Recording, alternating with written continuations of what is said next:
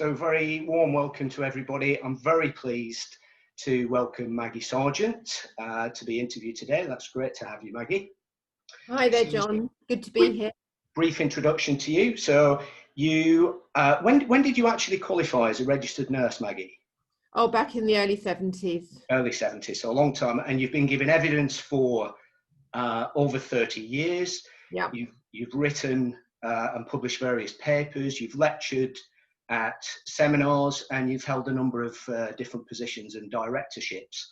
And in terms of giving evidence as an expert witness, you've done that in court in over 60 cases. I mean, I imagine... Oh, more than that. It's well, actually 100. I've got judgments for over 60. You don't always get a copy of the judgment. Right, so... They are going right back to the 1980s.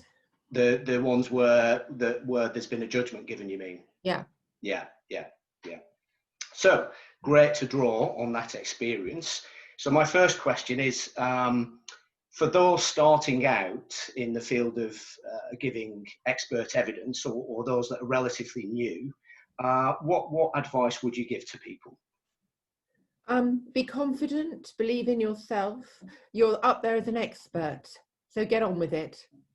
You're not there, it's not a practice run.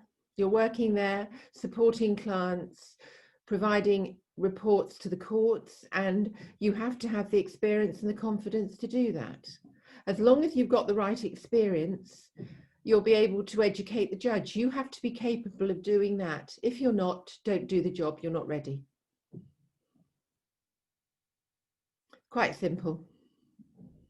Yeah, that's quite a thing to say, actually. It's tough. It's a very tough job, John. Yeah, not what I was expecting you to say, actually. You're there to educate the judge, which I think is a great bit of advice. Well, it's true. I mean, I've done it a long time. Yeah. And when I started, I wasn't an expert. I don't think, and brain injury support service weren't in place. So I hadn't been a case manager. I'd set up care packages, which is why I felt confident to give evidence. Yeah. On those very early cases back in the 80s. But we didn't start case management till the early 90s. I was one of the first. Yeah. Which is why I got involved with forming Babicom, yeah. British Association of Brain Injury Case Managers. We set that up as a steering group in the early 90s to keep standards. I got involved with CMS UK. The other point is, it is not a job to be an expert. You need to have a normal job. Don't think you can just go and write reports. You can't. You've got to base it on something. You can't be an expert at being an expert. No, and people think they can, and they fall over in court. They really do. Everything I write is based on actual working experience. Yeah. Well, it's kind of, you might have answered the next question, really, which is slightly different, but your top tips for somebody when they're actually in court and giving evidence. Preparation. Read every document. If you've listed documents, even if you haven't listed them because you haven't seen them, get them. Get copies of the bundle. Don't leave it to the lawyers. Be prepared, get that information before. I have seen people fail in court because they really just don't know it. You have got to learn it A to Z. It's tough. Yeah. And again, now, of course, it's even more difficult when we're going through having cases on the computer, looking at having 3 or 4 screens and working your way around that. Make sure you've got the technology. Have you given evidence recently where the case has been held entirely remotely by video? No, nearly, but we prepared for it. Yeah. And I had to have 4 screens and set the whole thing up. But then it settled. I did give evidence a long time ago in the first one where we had things on screens when they tried it out up in Manchester. Yeah. And it was very hard because you're jumping from document to document. So that's what I mean about learning them. You've got to know them, read them, mark them up, just as much as the QCs and the barristers do. Yeah. Because although you are a care expert, you will be asked on how other people's evidence impinges on yours, how the statements, how you came, because documents keep being added after you've done your report. So you keep having to be updated. And then by the time you go to court, you've got to know all of it. Yeah. So that includes all the other experts then as well, speech and language therapy, physio, whatever. You've got to know every what case management invoice, every case management notes. You need to know what's in those files. If you're giving a care in case, you know, you're commenting on the care, you've got to go through all the carer notes. You need to go through everything. It's preparation. If you've done that, you should be right. And also, the other thing is, if when the other information comes in and you think you've got it wrong, for goodness sake, talk to your solicitors about it. Don't leave it. Don't leave it to a joint discussion to, you know, leave the report and leave the joint discussion open. If you've got that information that it's changed your mind, talk to the solicitors. They need to know, because it's going to make a huge difference to how they're valuing and the negotiations that are going on. Rather big question this, I think, but on all the cases where you've given evidence, not just the ones where there's been a judgment, perhaps the ones where you've given evidence in court, is there one key case or a number of cases maybe for you that stand out as being key, that you were particularly proud of, or that particularly stand out in your mind? It's a long time. I've been doing it for 35 years. The early ones I feel for, they didn't get what they need. We didn't even have case management in those days, okay? They got very low living carers for severely brain damaged young people. They haven't got enough money.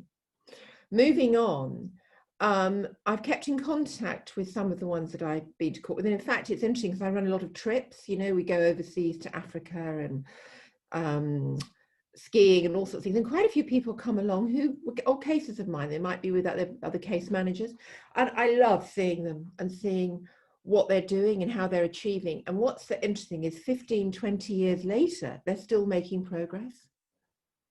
And I think that's a big thing, that when we settled those cases 20 years ago, we didn't realize how much psychology and how much physio and things. We've learned so much on the journey. That's so it's a really interesting time. I mean, more recent ones I feel happier for, because I know that they've really got the right sort of money. But, you know, going back, no, I know that an awful lot of cases have had to go to the CCG for top up. They just haven't got the money there. With a different spectrum, brain injury was not, we didn't have the ongoing rehabilitation and as for years that we've had, and therefore we didn't have any of the history that we've got now.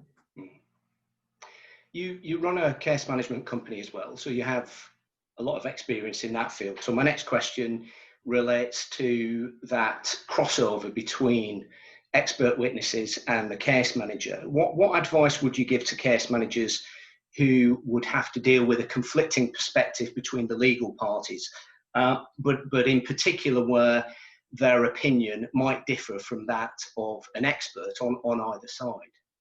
Well, you've got to be true to your client, but you're also writing your own check if you're the case manager.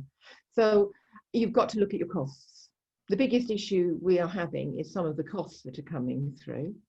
And really, what is case management and what could be actually given to a assistant or a PA to be organising? Does that make sense? Or the therapist, and making sure, because costs are being looked at. And of course, post-COVID, they're going to be looked at even more, because everyone's going to be on tighter budgets. It's going to affect everything. I think it's but be true to yourself, because the expert you're the person that's working with the client, you know them best. So the expert needs to talk to you.